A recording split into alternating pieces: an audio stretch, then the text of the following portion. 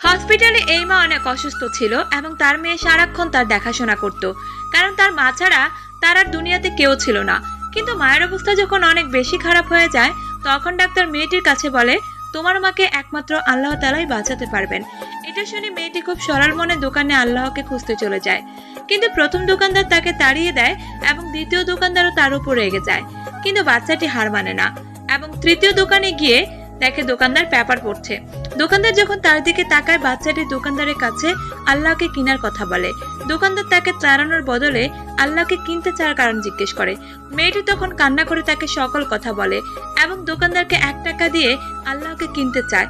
এরপর দোকানদার তাকে 1 গ্লাস পানি দিয়ে মাকে পান করাতে বলে। কিন্তু বাচ্চাটি যাওয়ার পর দোকানদার হাসপাতালে কল করে মায়ের সমস্ত খরচ নিজে দেওয়ার কথা বলে। যখন ডাক্তার স্পেশালিস্টকে ডেকে মায়ের চিকিৎসা করায় এবং কিছুদিন পর মা সুস্থ হয়ে যায়, তখন ডাক্তার তাদেরকে চিঠি দেয় যা সেই দোকানদারটি দিয়েছিল।